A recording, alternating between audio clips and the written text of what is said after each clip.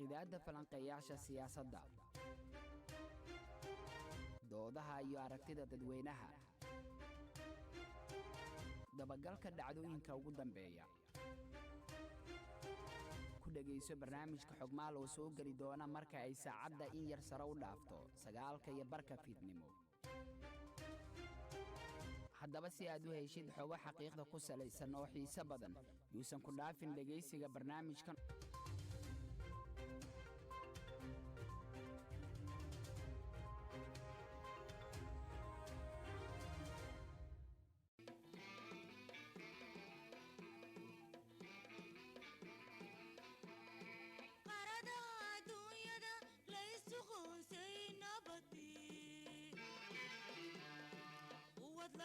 sheegtiyo isqoraansi baa yimi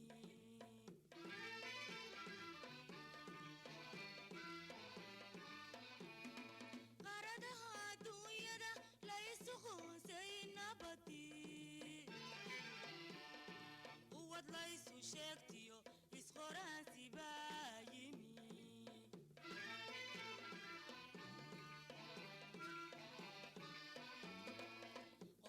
israacine qarannimo waxay tahay qonkaan israacine qarannimo waxay tahay qiimaheeda lumiya cadowga qabsada oo qabow kuma nastaan.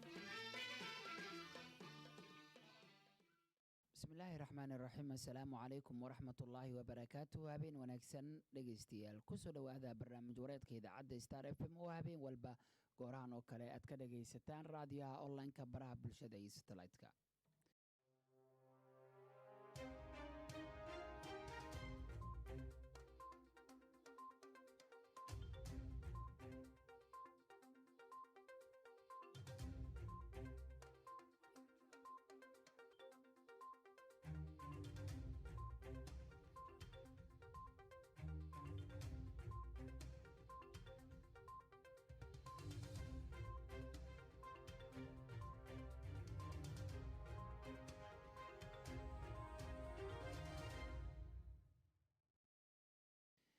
waa 29 bisha Oktoobar sanadka 2020. qodobada barnaamijka aad ku dhagaysan doontaan waxa ay kala yihiin: golaha wasiirada ee Soomaaliya waxay isku raaceen sharci ahaanshaha dhammaan heshiisyadii iyo sharciyadii ay meel mariyeen golihii xilgaarsiinta ee xukuumadda Soomaaliya.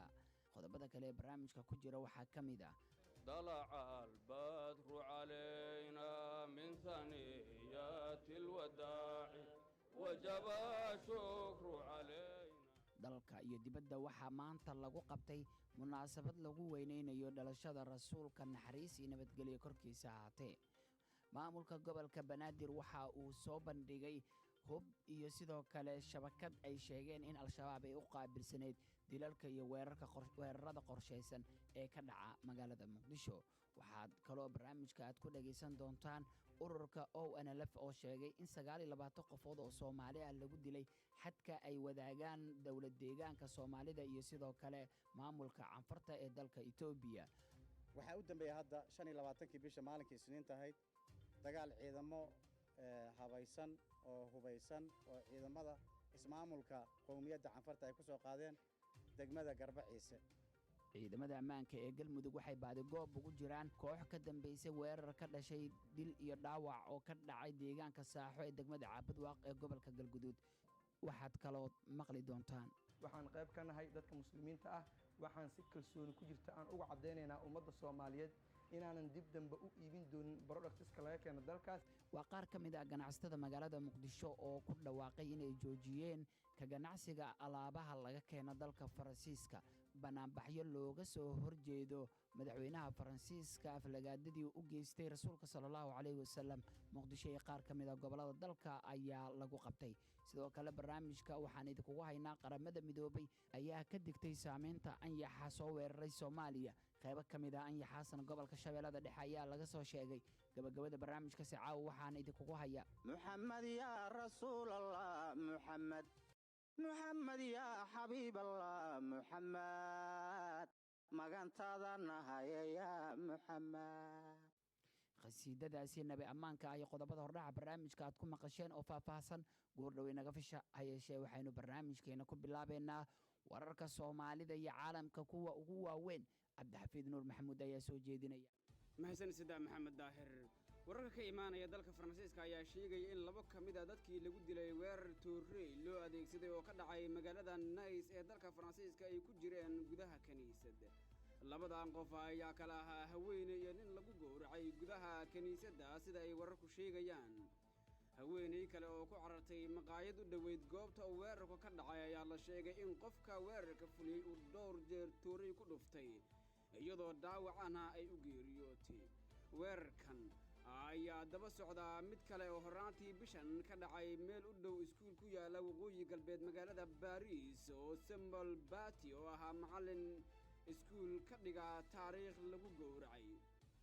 kadib markii uu soo bandhigay sawir gacmeed uu ku suurad xumaynayo suubanaheena Maxamed naxariis iyo nabadgelyo dushiisa ahaatee. dilka macallinka ayaa xiisad ka abuuray dalka Faransiiska iyadoo dowladda dalkaasi ay ku baaqday in lala dagaalamo xagjirnimada islaamka arrintaasi oo ka caraysiday dalal badan oo islaam ah oo ay Soomaaliya ku jirto ayaana cambaariyay arrintaasi iyadoo dalalka kale ee islaamka qaar ay ku baaqeen inaan la iibsan badeecada ka timaada Faransiiska. fanaanka caanka ee reer Itoobiya Tewodros Kasahon oo loo yaqaano Teddy Afro ayaa ugu baaqay dowladda inay ka hortagto dacadiyada ka dhanka ah bini'aadantinimada ee lagula kaco dadka rayidka ah. xasaradaha ku salaysan isirka ayaa caqabad ku noqday dowladda Itoobiya kaliya toddobaadkii la soo dhaafay ugu yaraan 31 qof oo rayid ah ayaa maleeshiyaad aan la garanaynin waxa ay ku dileen koonfurta dalkaasi. waxaan si xoogan u boorinayaa dowladda inay tallaabooyin ka hortag ah qaado weerarada noocan oo kale ah ayuu Teddy ku qoray bartiisa Facebook. Teddy ayaa taageero aad weyn ka haysta gudaha dalka Itoobiya iyo guud ahaan qaybo ka mid ah caalamka. hay-adda qaramada midoobay u qaabilsan isku xirka arrimaha bini'aadantinimada ee UNOCHA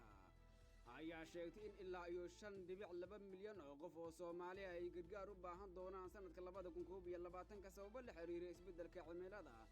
sida daadadka iyo ayaxa ku habsaday dhulbeeraadka isku dhacyada hubaysan iyo ammaan darrada xilligan oo uu jiro xanuunka safmarka ee COVID-19. hay-adda ayaa sheegtay in ilaa iyo 2.6 milyan oo qof oo Soomaali ay haatan barakac ku yihiin gudaha dalka iyadoo in ka badan 1 milyan oo qofna ay sanadkan dhexdiisa barakaceen. xiisad diimeed ayaa ka taagan degmada bariga dalka Malawi ku taala ee Majiganga kadib markii koox aan la garanayn ay gubeen xafiiska maamulaha iskuul kaniisad ay leedahay oo halkaasi ku yaala. booliiska ayaa xaqiijiyay arrintaasi oo ka dhacday dugsiga hoose ee Mabiri wuxuuna sheegay in dhismaha xafiiska dhulka lala simay. dadka ku nool degmadaasi waxa ay u kala qaybsan yihiin Kirishtaan iyo Muslimiin balse inta badan iskuulada waxaa gacanta ku haya kaniisado. dowladda ayaa sheegtay in siyaasadda iskuulka aysan ardayda ku amraynin inay si gaar ah u labistaan balse qaar ka mid ah iskuulada ay kaniisadaha leeyihiin ayaa mar walba ku eedeysta in iskuuladooda aanan loo ogolayn xijaabka taasoo horseeday isku dhacyo diimeed. warkii dunidana waa naga intaas aan Sadaan Maxamed Daahir dib idinkugu celiyo. wuu mahadsan yahay cabdixafiid nuur maxamuud wuxuu dhegaystayaal inoo akhrinayay wararka Soomaalida iyo caalamka kuwa ugu waaweyn halka aad ka dhagaysanayseen dhegaystayaal waa idaacadda Star FM magaalada Muqdisho. waxaan markan si toos ah u gudagalaynaa barnaamij wareedka xogmaal iyo qodobada aan caawa barnaamijka idinkugu diyaarinay. shirka golaha wasiirada ee xukuumadda federaalka Soomaaliya ay maanta ku yeesheen magaalada Muqdisho ayaa waxa ay golaha wasiiradu ay ku meelmariyeen miisaaniyadda dowladda ee sanadka 2021 taas oo cadadkeedu tahay 671.8 milyan oo dollar oo ka kala imaanaysa dakhliga gudaha kabka miisaaniyadda iyo mashaariicda 38 milyan oo dollarka Mareykanka ah oo ka mid ah lacagtaasi waxaa loo qoondeeyey horumarinta waxaana lagu bixin doonaa arrimaha caafimaadka, waxbarashada, ka hortagga fatahaadaha, cadaaladda iyo garsoorka, iyo dib u dhiska waddooyinka iyo dastuurka. sidoo kale golaha wasiirada ee xukuumadda federaalka Soomaaliya waxa ay maanta isku raaceen sharci ahaanshaha heshiisyadii iyo sidoo kale shuruucdii ay meel mariyeen golihii xilgaarsiinta xukuumadda Soomaaliya ka hor inta aan la magacaabin ra'iisul wasaaraha Soomaaliya Maxamed Xuseen Roble. wasiirka wasaaradda warfaafinta ee xukuumadda Soomaaliya ayaa warbaahinta la wadaagay qodobadii ay golaha wasiirada ay maanta ka wada hadleen. بسم الله الرحمن الرحيم waxaanu ka soo baxnay shirkii golaha wasiirada 29 Oktoobar 2020 shirka oo dhammaan ka soo wada qayb galeen xubnihii golaha wasiirada waxa intaanan ka hadal arinta go'aamadii ka soo baxay maanta shirka golaha wasiirada waxaan jecelahay shacabka Soomaaliyeed ee muslimiinta inaan la wadaago farxadda dhalashada nabigeena suuban calayhi salaatu wasalaam. ilaahay subxaanahu wa ta'ala ayaa inagu amray إن الله وملائكته يصلون على النبي يا أيها الذين آمنوا صلوا عليه وسلموا تسليما اللهم صل على سيدنا محمد وعلى آل سيدنا محمد وعلى ذرية سيدنا محمد وعلى أصحاب سيدنا محمد وعلى أتباع سيدنا محمد. أنت كذب شعبك الصومالي وحن رمينا لو ذاقو لما قوانا واوين وما أنت كصوبحي شركي كلها وسيرنا كو قدرك كواضوحها وحا دمان حبناها كلها وسيرنا ينانا مسلي أي سكر راعين إن أيدان go'aamadii xukuumaddii xilgaarsiinta 2020 July ilaa October 2020 dhammaan barnaamijyadii siyaasaddii xeerarkii iyo heshiisyadii ay labada bilood saddexda bilood gashay xukuumaddaasi ayaa la wadaayiday si wada jirana waa loo ayiday waana la isku raacay. qodobka labaad ee maanta shirkii golaha wasiirada ka soo baxay waxa weeye waxa la ansixiyay miisaaniyad sanadeedkii 2021 waxa kale oo lagu lifaaqay ansixinta heshiiskaas doorashada qarashka doorashada in lagu laro doorashada lagu gelayo sanadkan 2020 maadaama inta doorashadu socoto miisaan sanadeedkii hore oo ay ku jirtay doorashadu ay dhici doonto 31 December waxa lagu lifaaqay in la qabto in lagu soo daro qarashkii loogu talagalay doorashada 2021 qaybta dhiman miisaaniyadii si wada jira ayaa lagu ansixiyay 100% oo ay ugu gudbi doontaa golaha shacabka. aad iyo aad baa u mahadsantihiin markale waxaan shacabka Soomaaliyeed u sheegayaa in dawladda ay ka go'an tahay dardargelinta amniga horumarinta dhaqaalaha iyo adeegga arrimaha bulshada iyagana looga baahan yahay shacabka Soomaaliyeed inay iska rab taagaan dawladda si looga midho dhaliyo hayaanka iyo himiladeena dheer aynu ku soconno in aynu qarankeena ka dhigno qaran kamid ah qaramada ugu awoodda badan dunida. aad baa u mahadsantihiin. waa tahay dhegaystayaal qaybaha hore ee barnaamijka xogmaal ayaad dhegaysanaysaan qodobo kale oo xiise leh ayaan idiin haynaa. aan ku sii soconno barnaamijkeena maanta waxa ay ku beegan tahay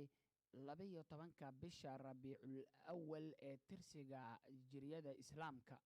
waxaa maanta magaalada Muqdisho gobolada dalka iyo qaybo kamid ah dalka dibadda looga dabaaldegay munaasabadda dhalashada Nabi Maxamed naxariis iyo nabadgelyo korkiisa ahaatee. magaalada Muqdisho munaasabad lagu qabtay oo ay ka qayb galeen culamaa u diin iyo dadweyne kale iyo sidoo kale mas'uuliyiin ka tirsan dawladda ayaa lagu weyneeyay dhalashada Nabi Maxamed naxariis iyo nabadgelyo korkiisa ahaatee. dabaaldegyada waxaa barbar socday in looga soo horjeeday hadalkii madaxweynaha dalka Faransiiska Emmanuel Macron uu ugu gafay nabigeena naxariis iyo nabadgelyo korkiisa ahaatee. wasiirka awqaafta iyo horumarinta diinta ee xukuumadda federaalka Soomaaliya Cumar Cali Roble ayaa ka qayb galay munaasabadii maanta hadalkan ayuuna halkaasi ka jeediyey. cid kasta ee nabi Muhammad inay wax u dhibto isku dayda waxba kama dhibi karto. weligooday dhihi jireen saaxir kadaaba ku tilmaami jireen beenlow oo waliba sixir ah ay ku tilmaami jireen ficilay ugu dari jireen waxbana kama tari jirinin ilaaha ka kaafi jiray subxaanahu wa ta'ala. Jamiila markii suuradan ay soo degtay tabad ya abi lahabin wa tabba ma aqna anhu maaluhu ma kasab xamaalatul hadabi markii lagu tilmaamay waxaan aqday waxay tiri waxaan rabaa inaan garaaco Muhammad meel ka soo joogo dhagax weyn ay soo qaato madaxan ka jibaha la geeyay. Sayyid Abu Bakar oo ag fadhiya ayay u timiday waxay weydiinay aaway saaxiibka waxay leedahay aawa mudamdam ninka la dhihi jira aaw wuxuu leeyahay abubakar alaa taraaka yaa rasuulallah yaa rasuulka arko maba ku arkaysa miya waa ku garab waa ku artaage wuxuu yidhi kafa allahu basaraha wa lisaanaha can carabkeeda iyo isheedaba yacni ilaaha maaragtay iga kafaalo qaaday uu leeyahay waxay leedahay mudamdam nabi maxamed lama yidhaa yaa ha maxamed aawa dhihi mayso marna dhihi mayso ilaha afkeeda ka qabana isheeda allah ka kaafiyey maxaa yeelay alaa taraaka yaa rasuulallah waa ag taagan yahay asiga waa arkaysay asiga ku arki laada axbaabii waxaan rabnaa inaan isu dardaarno maxabada rasuulka inaan qalbigeena laga xadinin maxabada rasuulka inaan qalbigeena laga xadin aan isu dardaarmaynaa cid kasta ee nabi maxamed wax ka sheegtahay waxba kama qaadayso mut biqaydika ayaan leedahay caradaada iyo cuqdadaada la dhimo ayaan leenahay mut biqaydika nixnaa nuxibuka yaa rasuula allah wallaahi alcadiima owlaadayna ehelkayna axbaabtayna hantidayna nabi maxamedo waa kaa jecelna qofkii aan sidaas samaynina iibaankiisuba kaamil ma ahan xadiidkii saxiixa ahi ayaa sidaasa waxaan rabnaa axbaabii waxaan rabnaa arrimahan oo kale markay yimaadaan isku xidhanka aad samaysan waa in kaga mahad celinaynaa waxaan rabnaa sidaas in la isugu sii duubnaado waxaan rabnaa axbaabii dawladda inaan si gaara ugu mahad celino fursaddaa noo siisay inaan nabigayna weynayno maalinta nabigu ou dhashayna yacni yowmul waddan ka dhigtay ee maaragtay noo fasaxday macal shaqaalihii dhammay fasaxday ayadoo weynayhaysa tacdiiman wa tashriifan limawlidi xabiibina moxamed salawaatu ullaahi rabbi wasalaamu calayh waa inaan dad isku xidhan aan noqonnaa dawladdooda taageera ka dambeeya madaxdooda iyo ru'asadooda taageera mashaa'ikhdooda taageera taladooda u nuglaada dalkaani wuxuu u baahan samata bixin u baahan yahay yaa laga samata bixinayaa khawaarijtaa laga samata bixinayaa dalkayna ku soo duushay dhibaatada ka wadda laga harsan la'yahay laga hoyo la'yahay in loo midoobo ayaa loo baahan yahay boqolaal amba kumanaan shakhsi keliyuhu kuma filna walaalayaal nin dhibta laba ma dhibtaa la yidhi intaani hal mar hadday dhaqaaqdaahi maalinba waddankayna isla joogi mayna nimankaasi annaga awoodda aan leenaha waa inaan aqoonsannaa waa inaanan noqonin akariya aqaliya hoggaaminayso waa inaanan noqonin dad yara fara ku tirisee afar qof waa inaysanna hoggaaminin waxay rabaan naga samaysanin الله أكبر الله أكبر الله أكبر صلوا على المختار allahuma salli calaa sayyidina maxamed mara qoray yar ee mara madow milaf madow lagu xidhaahi dalkan calanna u naqa maayo diintiisana ka turjumi maayo dadkii ahludiinka ahay waa adinka dadkii diinta laga soo gaaray waa adinka waxaan rabnaa munaasabadda anigoo ka faa'iidaysanaya inaan shariif caydaruus shariif cali si gaara aan ilaahay ugu barino subxaanahu wa tacaala oo nagu waqfay diinta islaamka iyo khidmada diintayna iyo muxibbiintu inay nabigooda ku siyaartaanna u waqfay dhulkan qaaliga ah oo qiimaha badan 1931 ayaa dhulkan la waqfay dhulka aniga mas-uulka aan ka ahayuu ku jiraa wasaaraddayda ayuu waqafkeeda awqaaftou ka mid yahay waxaan aad iyo aad ugu faraxsannahay in ay owlaaddii uu ka tegey ay sidii u sii wadaan haddii aan soconno dabaaldegyada iyo sidoo kale bannaanbaxyada lagu muujinayo jaceylka rasuulkeena naxariis iyo nabadgelyo korkiisa ha ahaatee oo dalka iyo dibaddaba ay ka dhaceen waxay qaar ka mid ah ganacsatada magaalada muqdisho ay bilaabeen in ay joojiyaan ganacsiga agabyada laga keeno dalka faransiiska ee yaala gudaha dalka dukaan lagu iibiyo agabka uduga oo ku yaala magaalada muqdisho oo la yidhaahdo sahra cosmatics ayaa qayb ka mid ah dukaankaasi waxaa lagu dhejiyey warqado macaamiisha loogu sheegayo in aysan iib ahayn agabyada laga keeno dalka faransiiska ee yaala dukaankaasi maamulaha dukaankaasi ayaa warbaahinta si kooban uga waramay waxyaabaha ku dhaliyey in ay joojiyaan ka ganacsiga badeecooyinka laga keeno dalka faransiiska oo horay waddamo badan oo ka mid ah dunida islaamka iyo carabta looga mamnuucay in laga ganacsado go-aankan waxa nagu dhaliyey waxa waaye in aan muujino carada aan u qabno madaxweynaha dalka faransa iyo dadka taageersan asaga la safan maadaama ay u gafeen diinteena islaamka ah iyo suubanaheena xabiibkeena moxamed sal allahu alayh wasalam waxaan marka rabnaa inaan muujino shucuurteena iyo caradaan u qabno maadaama aanan maanta intaan ka badan aanan awoodin inaan faransa oga argoosanno waxaan muujinaynaa badeecadooda inaanan iibin doonin khasaaro walba oo galna waxaa ka weyn khasaarada faransa u galaya xanuunkan oo lagu kala badan yahay alaabtaas halkaasi saarnaanee mana la iibin doono asaga xanuunku dareemaya ka dareemayna ka badan aadaan ugu faraxsannahay in badeecadeen iyo khasaarahan aan gelayna waa ku faraxsannahay dhanka kale qaar ka mid ah shacabka magaalada muqdisho oo maalintii labaad iyagu banaanbax ka dhigayey magaalada muqdisho ayaa dowladda federaalka soomaaliya ugu baaqay in ay ka dhiidhiiso tallaabada madaxweynaha dalka faransiiska emmanuel macron uu ugu gafay rasuulkeena naxariis iyo nabadgelyo korkiisa ahaatee waa kuwan qaar ka mid ah shacabka muqdisho oo ka qayb galayay banaanbixii maanta oo dareenkooda sidan u cabiray waxaan maanta u soo baxnay inaan ka dhiidhinno caydii nebigii la caayay rasuulkeenni salawaatullahi wasalaamu calayh gaalka xunka ah yuhuudda iyo nasaarada hoos allaha ka dhigo islaamka kor allaha ka dhigo allah naga qabto gaalada allah naga qabto moor walba say anaga noo galaayeen marka dambe waxay keenay inay nebigeenni kartoon waayey dhahan kartoon ka soo saaraan hoos allaha geliyo hoos allaha geliyo hoos allaha geliyo annaga waxaan u dhiidhinaynaa nin kasta oo nebiga caayay inaan dilno inaan gowracno musiibo allah ku rido oo la arag oo la maqlin dhulka allah la gooyo sida ilaahay uu gaaladii kalu cadaab jira allah u cadaabo ilaahay ha naga qabto wixina dhibaayo rasuulkayna markii la caayo waxay rabaa inaan annaga aan meelaha tartiib u joogno ma aamusayno maanta ay tahay dhalashadiisii ma aamusayno allahu akbar walilaahi alcisa walilmu'miniina ilaahay cisadiisaan ku joognaa qofaan ka cabsaynana ma lahan gaalada allaha jabiyo inta xum allah naga xijaabo gaalka oo faransiiska iyo dalka faransiiska waxyaabaha laga keenay yaan la gadan madaxweynaha waxaa kow ka hadla war islaamka ma jiibteen waxaa kow ka hadla ninka oo turkiga war ha lagu daydo urduqaan war aan dadkayna xuraysanno aawa islaamki war aan kacno aan dhiidhinno allahu akbar takbiir war aan iska qabanno war waddankayna yaa baabaasan markaasa haddana waxaa la cayahaa rasuulkayna calayhi salaam ma yeelayno waan dhimanaynaa annagoo halhan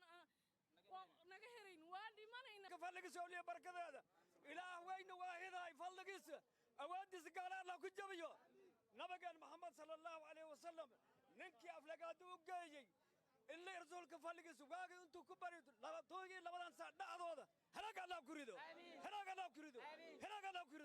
allahuma salli ala sayidina muxamed وعلى آل سيدنا محمد صلى الله عليه وسلم مدحوينا فرانسيس وحان سي جعلا نوان سوبنا عليه وسلم أسعي وحان سي جعلا إنا لي هوركينو هدا جست نودان إنا هيلب أوكال أن أجرجرتو أوتكع أوكالو إنا أنعنو أن سي جعلا لكن يا إي كان كور مسكال يا إي تسكرو لي واكنا يا إي ده كورو أركتكلي ينكروا بس أركتكلي السلام عليكم ورحمة الله وبركاته maanta waxaan ku soo baxnay waxa degmada wada jir ayaan ka soconaa waxaana mudaharaadkan soo qabanay nabigeena calayhi salaatu wasalaam ninka soo caayay ya hadaa maantadan lii horkeen lahayna 4 sano aan dillahay 4 sano waxa maalin walba ka jar lahay maalin walba far ayaan ka jar lahaa maalin walba xibin sidoo nafta oo ugu soo xariirto shacab